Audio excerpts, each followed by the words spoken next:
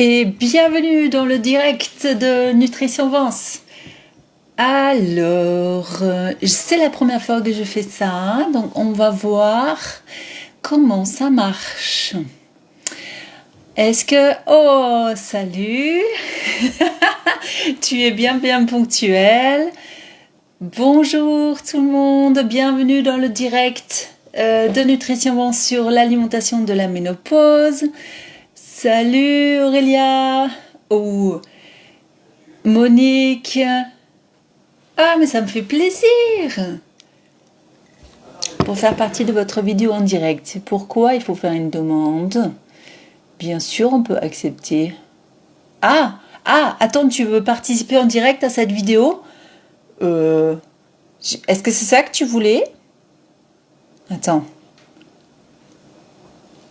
Salut tout le monde, bienvenue dans le live de Nutrition Vence sur l'alimentation de la ménopause.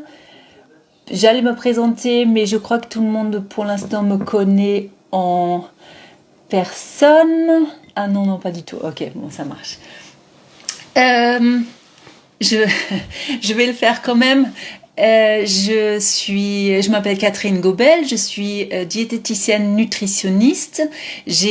Je suis spécialisée dans l'alimentation de la ménopause. Et c'est la première fois que je viens en live direct. Monopode. À bientôt. Monopode veut dire qu'il y a une seule oreille qui marche, c'est pas très agréable. Allez, de toute façon, vous n'êtes pas super concernés par la ménopause, vous. Bon, alors, je vous parle aujourd'hui de l'alimentation de la ménopause parce que dans la ménopause, tout change. Le corps ne réagit pas du tout de la même façon qu'avant, ni qu'après. D'ailleurs, sur ce sujet, avant de plonger dans les entrailles du sujet en attendant qu'il y ait un peu plus de monde qui se connecte, j'ai sorti un e-book qu'on peut télécharger complètement gratuitement. Alors, sur Instagram, je ne sais pas s'il y a un lien direct où vous pouvez cliquer dessus pour aller vers ma bio. En tout cas, dans ma bio d'Instagram, c'est-à-dire qu'il faut cliquer sur ma tête et vous accédez à mon Linktree. Le Linktree, c'est un endroit où il y a plein de links, plein de liens. Et un des liens, il y a marqué inscription, newsletter et e-book. Et ce e-book, je l'ai là devant moi parce qu'on va en parler un petit peu. Donc, si jamais vous l'avez déjà téléchargé, n'hésitez pas à me mettre ça dans les commentaires. Si vous ne l'avez pas encore, n'hésitez pas à aller le chercher, il est gratuit. En plus, il est super beau. C'est ma copine Jess de Gaycom qui me l'a mis en page et qui a fait les illustrations, tout ça, c'est magnifique. Par contre, tout ce qui a marqué dedans, c'est moi qui l'ai écrit pour vous aider avec l'alimentation autour de la ménopause. Bonjour à ceux qui se rejoignent à nous. Je me représente, je m'appelle Catherine Gobel, je suis diététicienne nutritionniste spécialisée dans l'alimentation de la ménopause. Alors j'ai un cabinet à Vence où on peut prendre rendez-vous avec moi, mais on peut aussi faire ça en ligne, en visio. D'ailleurs, on trouve aussi le lien dans mon Linktree, dans ma bio. Donc, je parlais de mon e-book, parce que j'ai toujours envie de dire livre, mais c'est une vingtaine de pages. Attends, je regarde exactement. Non, pas une vingtaine de pages. Non, une dizaine de pages, mais qui sont plein d'infos. Bonjour, il y a encore des nouveaux qui se joignent à nous, super. Alors, ce qu'on va faire, on va aller parler de ce e-book, de ce qui a marqué dedans, de comment manger autour de la ménopause, même pendant la préménopause déjà, pour éviter cette graisse qui se met autour du ventre, pour éventuellement même enlever la graisse qui s'est déjà mise sur le ventre, pour lutter contre toutes les maladies qui s'installent et pour éventuellement même lutter contre les symptômes, parce que des symptômes, il y en a plein. Dans les symptômes, d'ailleurs, c'est avec ça que je commence quasiment dans mon livre. Les symptômes dépendent tellement des femmes qu'on ne peut pas vraiment faire une liste exhaustive. En tout cas, si c'était une liste exhaustive, elle serait longue comme ça. Il n'y a pas juste les bouffées de chaleur, il n'y a pas juste la peau sèche, etc. Parmi les symptômes les plus fréquents, on a les troubles du sommeil, la prise de poids autour du ventre, c'est-à-dire c'est la graisse viscérale qui s'installe surtout, les changements d'humeur, les troubles de la mémoire, sueur nocturne, peau sèche, perte de cheveux. Attends, je regarde dans mes notes. Les tensions dans les seins, sécheresse vaginale, douleur pendant l'acte sexuel, bouffée de chaleur, on a déjà dit, douleur articulaire, ça c'est un gros truc, on parle beaucoup de frozen shoulder, c'est-à-dire des douleurs à l'épaule, des fois ils sont carrément à cause de la ménopause. Donc l'alimentation n'est pas miraculeuse pour toutes ces choses-là, par contre ça peut en diminuer quand même plutôt pas mal. Et surtout, on aura un impact sur la graisse viscérale, c'est-à-dire cette graisse qui se met à l'intérieur du ventre, celle qui se met autour comme une bouée, mais aussi celle qui se met tout à l'intérieur, c'est-à-dire dans les artères, autour des organes, dans le cœur, dans le foie. Cette graisse, c'est pas du tout la même graisse que la graisse sous-cutanée qu'on a ici, c'est-à-dire la graisse qui est un peu sous la peau, qu'on peut attraper avec les mains, même celle au niveau du ventre. Cette graisse-là, elle répond bien à un changement de calories. Par exemple, on rentre des calories, on sort des calories. Si on rentre moins de calories, on brûle de la graisse. Ça marche que pour la graisse sous-cutanée. La graisse viscérale, elle, celle qui est à l'intérieur du ventre, elle est hautement inflammatoire. Donc l'inflammation chronique et la graisse viscérale, la graisse à l'intérieur, ils sont intimement liés. C'est-à-dire l'un baisse, l'autre baisse, l'un monte, l'autre monte. Ils s'influencent mutuellement. Je vois qu'il y a encore du monde qui se rajoute. Salut tout le monde. Je me représente, je suis Catherine Gobel, diététicienne nutritionniste spécialisée dans l'alimentation de la ménopause. Et on est en train de parler de la graisse viscérale. La graisse viscérale, non seulement elle est hautement inflammatoire, mais elle est aussi responsable elle augmente la résistance à l'insuline, elle augmente la résistance à la leptine qui influence la faim et du coup elle augmente le risque de diabète. Et à partir d'un certain niveau, ça devient un facteur de risque cardiovasculaire supplémentaire. Donc, pour lutter contre cette graisse viscérale, il y a plein de choses à faire. Pour l'alimentation de la ménopause, cette partie-là, la partie anti-inflammatoire, est une grande base. Mais aujourd'hui, je vais vous parler des 3 grandes bases sur lesquelles se pose l'alimentation de la ménopause en général. Je vais commencer par... allez, vas-y, on commence par celle-là, l'alimentation anti-inflammatoire. Donc bonjour Carole, je vois que ça rejoint petit à petit. Donc on est en train de parler des 3 grandes bases de l'alimentation de la ménopause pour lutter contre la graisse viscérale. On va commencer par l'alimentation anti-inflammatoire parce que l'inflammation est intimement liée à la graisse viscérale à l'intérieur de notre ventre. D'ailleurs, cette graisse viscérale, pourquoi à ce moment-là de la vie, elle s'installe beaucoup plus qu'avant? C'est parce que nos hormones féminins, quand ils baissent ou quand ils disparaissent complètement à un certain stade, les quelques hormones androgènes qu'on a aussi dans notre corps, c'est-à-dire des hormones un peu masculines, une hormone masculine, ils ont beaucoup plus de pouvoir tout d'un coup. Et donc, on commence à stocker la graisse comme les hommes, c'est-à-dire à l'intérieur de notre ventre. Donc, l'alimentation anti-inflammatoire. Donc, il y a... Quand on tape alimentation anti-inflammatoire sur Google, par exemple, on nous dit oui, il faut manger des cassis, il faut manger des noisettes et il faut manger des artichauts et des épinards ou des trucs comme ça. Ils vous donnent 3-4 légumes comme ça. En fait, non, c'est tous les légumes, tous les fruits, tous les légumes, tous les légumineuses, toutes les légumineuses, c'est tous les lentilles, les pois chiches, les haricots blancs, les haricots rouges, les légumineuses. Il y a aussi tous les oléagineux, les noix, les noisettes, les amandes, les pignons, tout ça, et les bonnes graisses, c'est-à-dire l'huile d'olive, l'huile de colza, les avocats, là rentre aussi les oléagineux dedans. Tout ça, c'est extrêmement anti-inflammatoire comme aliment.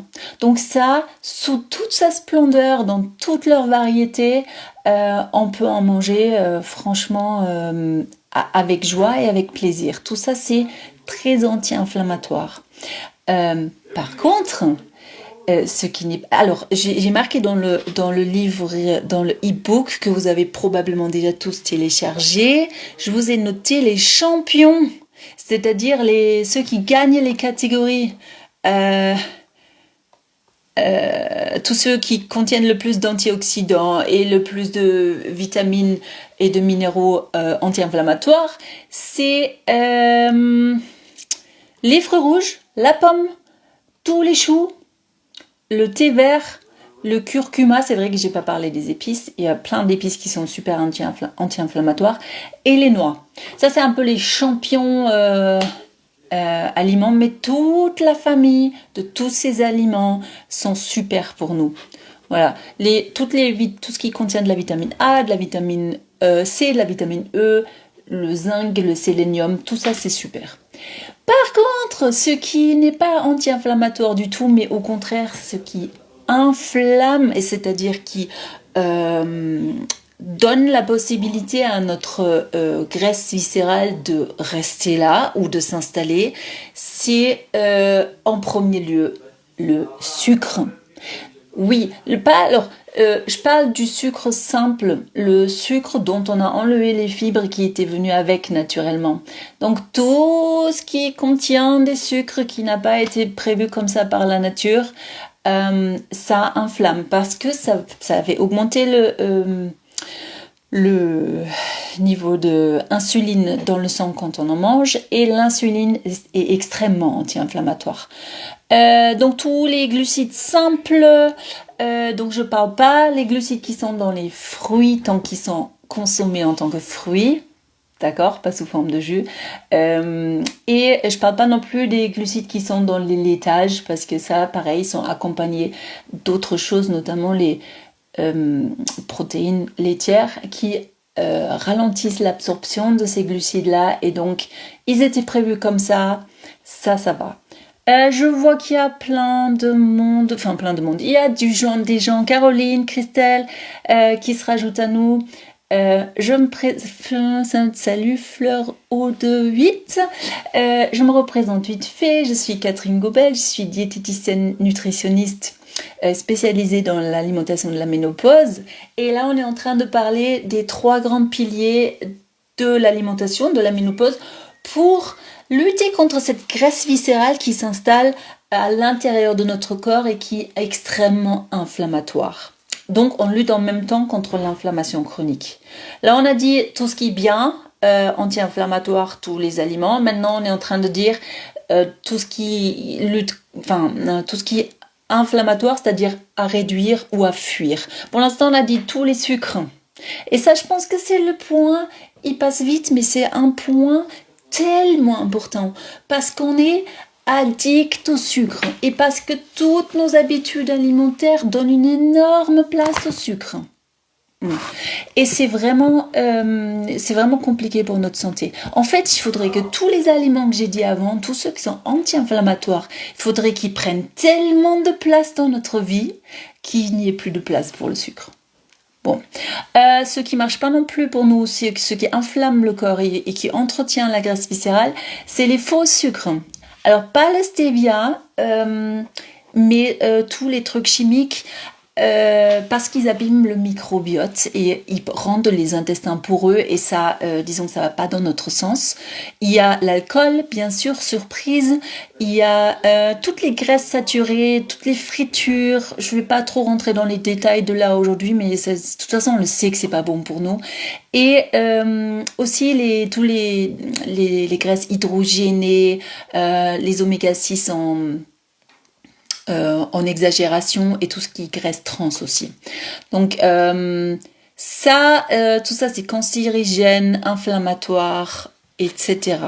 Donc ça c'est l'alimentation anti-inflammatoire, les grandes bases, on va dire.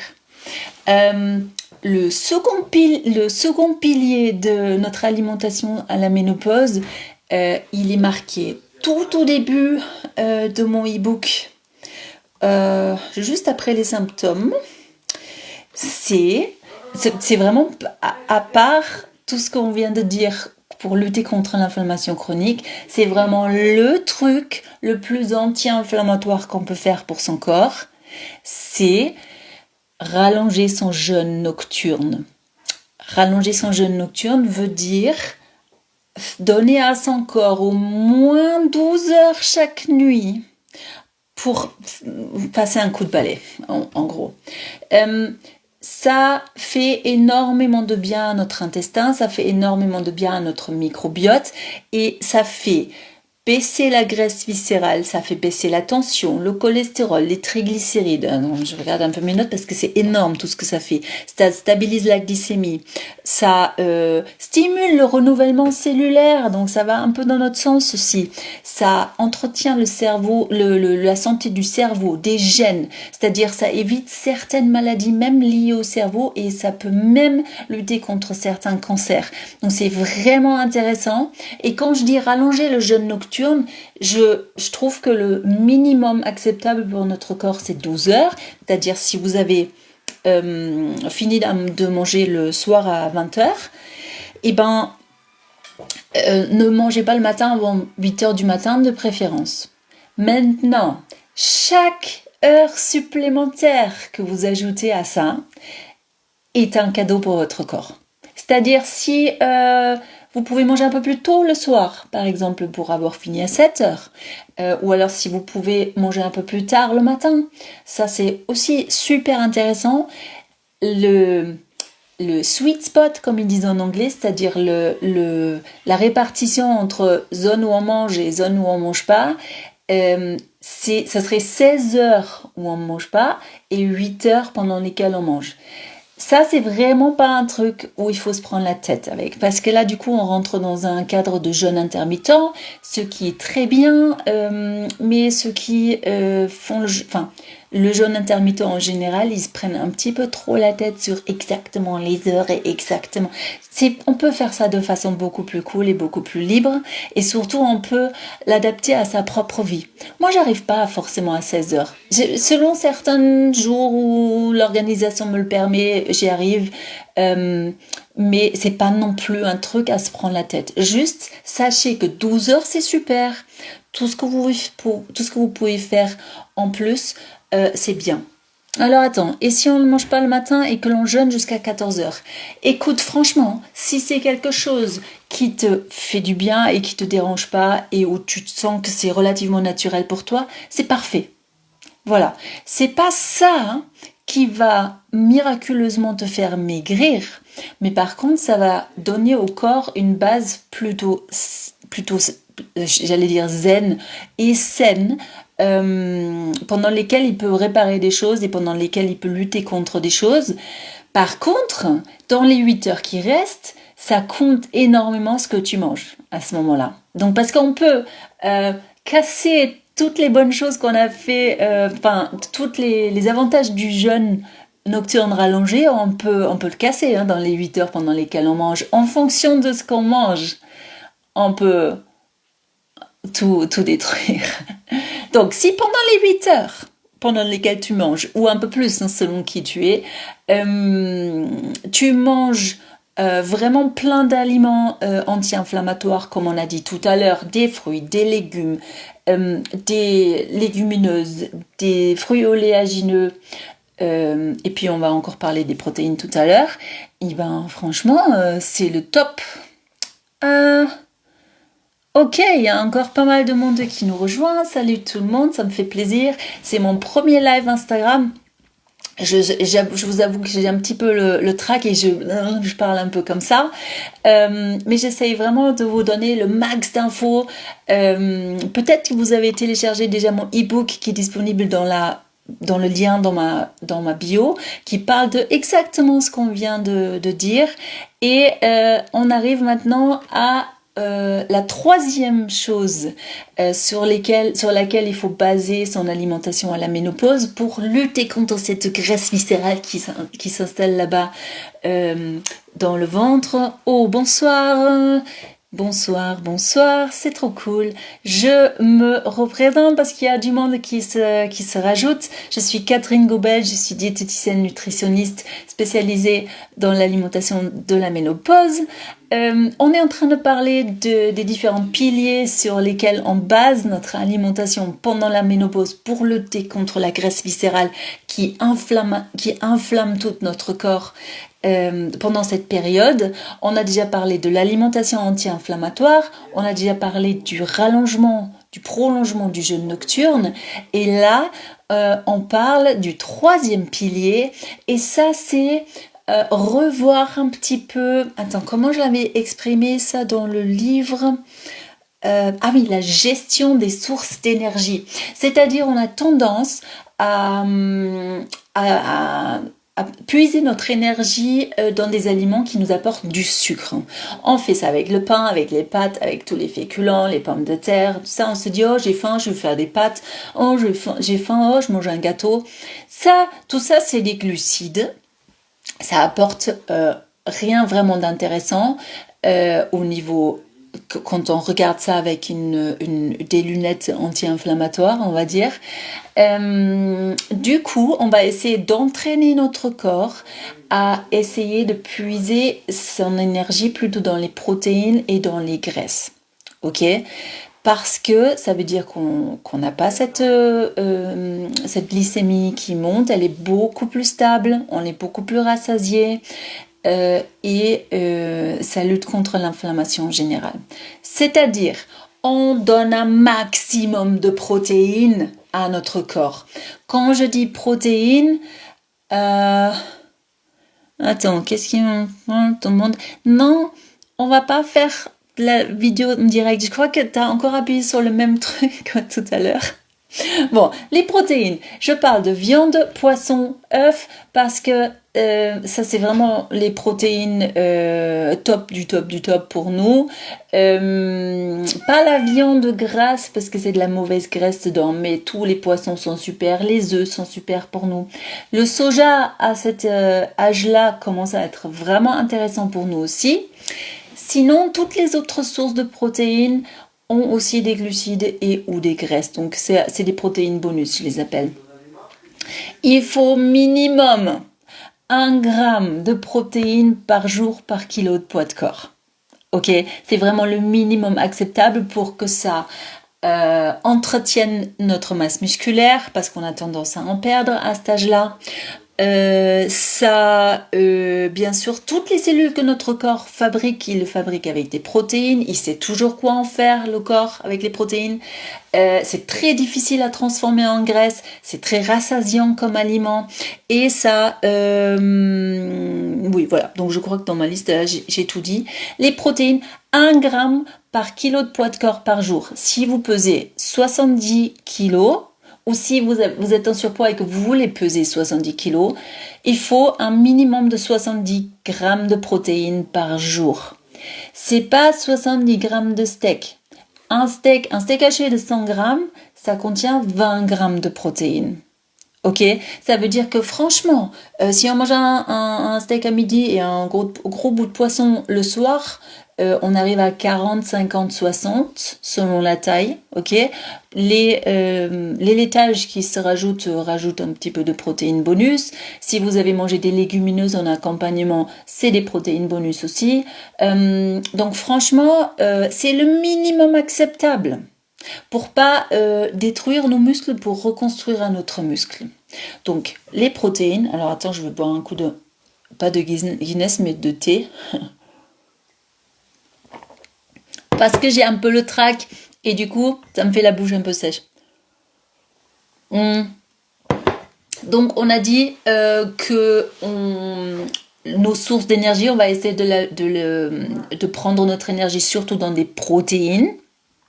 Ça doit faire une grosse partie de notre assiette, ok, pour entretenir cette masse musculaire notamment. Ensuite, on veut donner à notre corps aussi plein de bonnes graisses parce que ça fait partie de l'alimentation anti-inflammatoire aussi et ça nous donne énormément d'énergie. Dans 1 gramme de graisse, il y a 2 fois plus de calories que dans 1 gramme de sucre ou de protéines. Les bonnes graisses, c'est vraiment extraordinairement bon pour nous parce que c'est extrêmement rassasiant. Ça transporte les vitamines liposolubles qui sont très anti-inflammatoires. Ça lutte contre les mauvaises graisses. Et franchement, la liste des bienfaits, elle est longue comme ça. Donc, elle est dans la bonne graisse, elle est dans l'huile de colza, l'huile d'olive. Dans les avocats, l'avocat, c'est pas des légumes, ok? L'avocat, ça compte chez moi comme graisse, comme bonne graisse, excellente graisse. Prot matin, midi, soir. Oui, si tu manges le matin. Alors, l'huile d'olive, l'huile de colza, il y a l'huile de noix et l'huile de lin qui sont aussi très intéressants. L'avocat, on a dit. Avec ça, les bonnes graisses aussi sont dans toutes les graines. Graines de courge, graines de tournesol, graines de lin, graines de chia. Toutes les graines sont super parce que ça apporte pas seulement des bonnes graisses, mais aussi plein de fibres. Faut qu'on parle des fibres. Et la bonne graisse, il y a aussi des noix, noisettes, amandes, toute cette famille de fruits oléagineux. Pareil, là, les bonnes graisses viennent emballées de excellentes fibres. Quoi d'autre? Il y a certaines mayonnaises qui peuvent être considérées comme bonnes graisses aussi, s'ils sont faits avec une bonne huile. Si c'est une mayonnaise faite maison avec de l'huile de colza, c'est vraiment de la bonne graisse aussi et ça peut être vraiment très pratique. Donc, notre alimentation, notre assiette doit être remplie avec une grosse portion de protéines. Vous mettez autant de légumes que vous voulez avec ça parce que c'est très riche en fibres, très anti-inflammatoire. Vous mettez un peu de bonne graisse, entre 1 et 2 portions en fonction de ce que vous voulez avoir dans votre corps. Moi, j'essaye toujours de dire à mes patients de prendre 2 portions de bonne graisse différentes, c'est-à-dire une cuillère d'huile et un demi-avocat par exemple, ou alors 2 cuillères de graines et une cuillère de mayonnaise maison ou un truc comme ça. Donc un peu différente pour que les sources varient. La bonne graisse, elle se trouve aussi dans les poissons. Toute la graisse de tous les poissons est super bonne pour nous. Et du coup, si vous mettez plein de protéines sur votre assiette, plein de légumes sur votre assiette, plein de bonnes graisses, la part pour les glucides qui reste libre doit être petite. Okay, parce qu'on essaye de manger le moins de sucre possible. Le sucre qui vient avec les produits laitiers, bien sûr que vous pouvez ajouter à ça, il va ok. Pas les sucres ajoutés dedans, hein, les sucres qui sont déjà dedans. Voilà, j'allais dire, il doit plus y avoir beaucoup de sucre, beaucoup de place pour le sucre de disponible. Je vois qu'il y a plein de gens qui se rejoignent à nous. Salut tout le monde. Je suis Catherine Gobel, je suis diététicienne nutritionniste spécialisée dans l'alimentation de la ménopause. C'est mon premier live Instagram. Je me lance, j'ai un peu le trac, mais franchement, j'essaye de vous parler un peu de tout ce que j'ai écrit dans le e-book que vous pouvez télécharger gratuitement dans le lien dans ma bio. Il y a tout ce que je vous raconte là un petit peu mieux mis en page et magnifiquement embelli par ma copine Jess de la société Gaycom.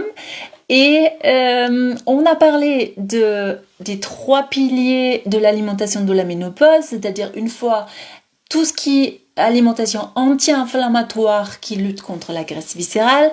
Le deuxième pilier, c'était le prolongement du jeûne nocturne qui a un effet super anti-inflammatoire aussi. Et on a parlé du troisième pilier, c'est de trouver les sources de votre énergie, plutôt des protéines et des bonnes graisses, plutôt que par rapport au sucre. Alors, attends.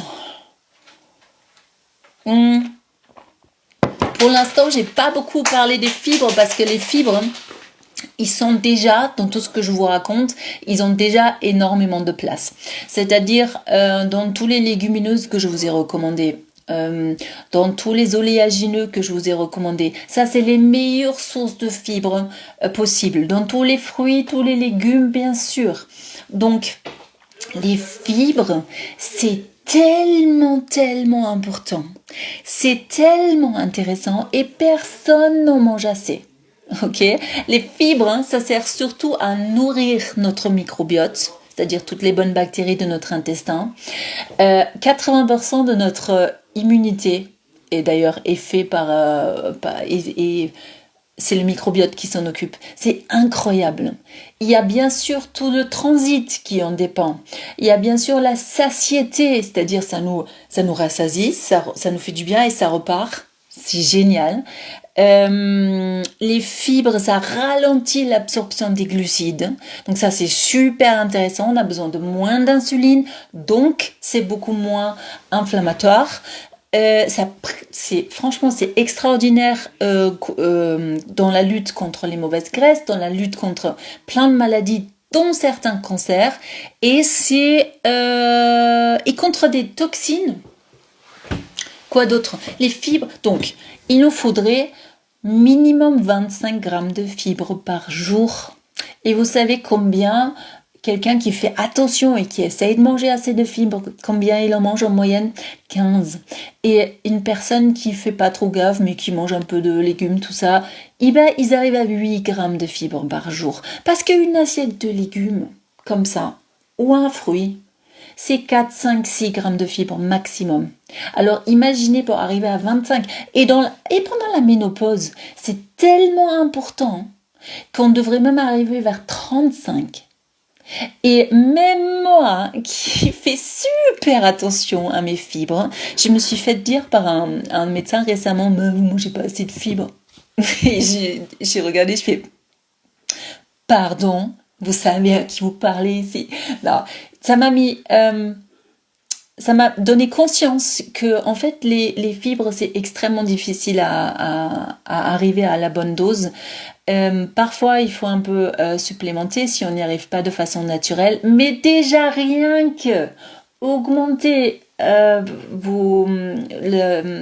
nombre de fois que vous mangez des légumineuses et des oléagineux et des fruits et des légumes, c'est déjà pas mal. Pourquoi je vous parle des fibres? Oui, donc, en gros, imaginez donc, nous avons 16 heures de temps pendant lequel votre corps lutte contre diverses maladies et s'occupe de tout ce qu'il a à faire, etc. Et pendant 8 heures, on mange. Dans ces 8 heures, à chaque fois qu'on vous mangez un truc, il faut que ça serve à quelque chose. Il ne faut pas que vous mangez chaque occasion de manger quelque chose est l'occasion de manger des fibres, l'occasion de manger des bonnes graisses, des protéines. Donc ne gâchez pas une occasion de manger pour manger des conneries. Mangez pas des glucides ou en tout cas pas que des glucides. Ok? Donc, on peut même prendre une application, rentrer dedans combien de fibres on veut, combien de protéines on veut par jour, et du coup, ça compte. Quand on rentre dedans ce qu'on mange, ça compte le nombre de protéines et de fibres qu'on mange dans la journée. Et je vous assure, je l'ai fait pendant une semaine pour tester. Franchement, il faut tellement penser protéines, fibres, que il y a pas la place pour des biscuits, il y a pas la place pour des crackers, il y a pas la place pour les chips et il y a pas la place pour une pizza. Parce que sur une pizza, on trouve quasiment pas de protéines et quasiment pas de fibres. Donc, ne gâchez pas vos repas comme occasion de mettre des fibres ou des protéines dans votre vie. Bien sûr, il faut faire aussi du sport, mais c'est pas vraiment le but d'en parler aujourd'hui. Alors attends, je vais regarder un petit peu ce que vous me demandez en commentaire. Est-ce que j'arrive à... Alors, dans votre e-book, vous indiquez qu'il est fortement recommandé de consommer au moins 25 grammes de fibres.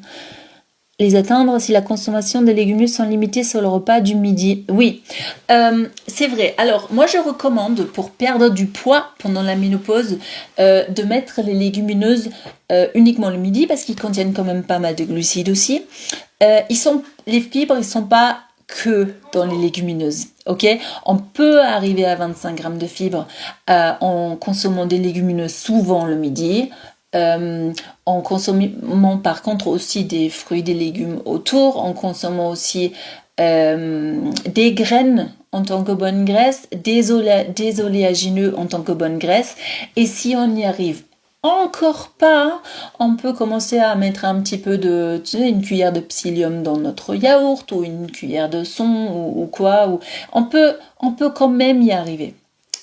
Est-ce qu'il y avait d'autres questions? Parce que du coup, j'étais tellement concentrée à parler que j'ai pas vu. J'ai vu. Non, ça va. Ok, alors n'hésitez pas à me demander des trucs. Je suis là. Est-ce que vous avez eu votre e-book? Vous pouvez me dire en commentaire. Ou est-ce que vous allez le prendre? Ou est-ce que vous savez pas où le prendre? Dans ce cas-là, je vous le dis encore une fois, il est disponible dans le lien de ma bio sur Instagram, mais aussi sur TikTok et sur Facebook. Et je crois que je l'ai même mis dans mon truc YouTube. Merci pour tes conseils, c'est super gentil. Pour ceux qui se sont rajoutés, on a bientôt fini, mais je suis contente de vous voir. Je suis Catherine Gobet, je suis diététicienne nutritionniste spécialisée dans l'alimentation de la ménopause. Allez tous télécharger mon e-book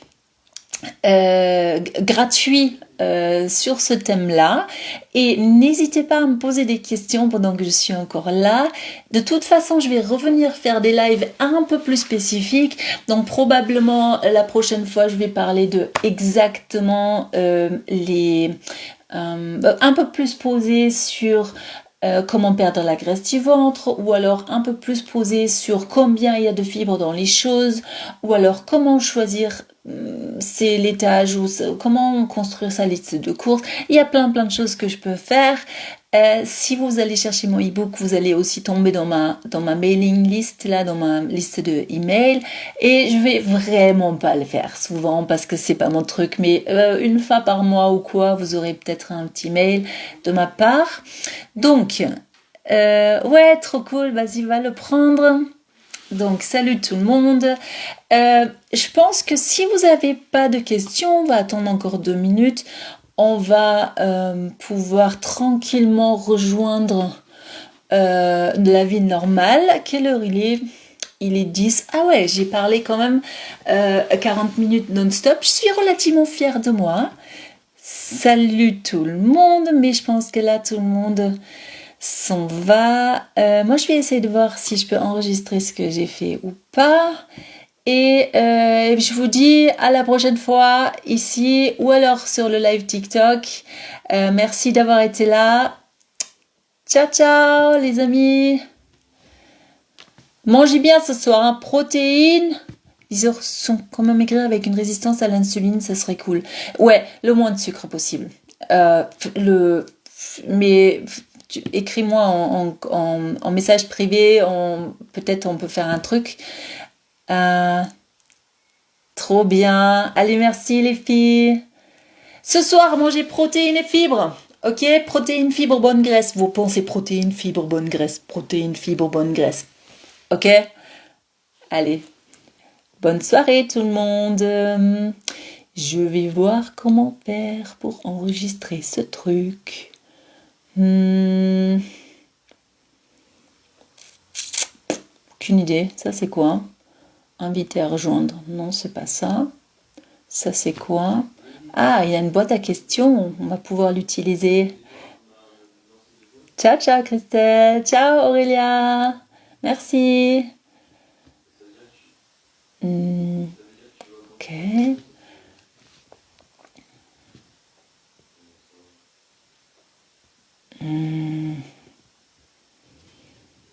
Ok, ça c'est quoi? Demande de participation. Non, je pense que ça c'est une erreur. Allez, au revoir tout le monde.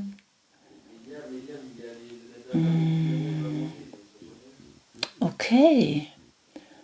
Partager sur. Bah écoutez, c'est la première fois que je fais ça. Je vais juste éteindre. Allez hop. Ciao.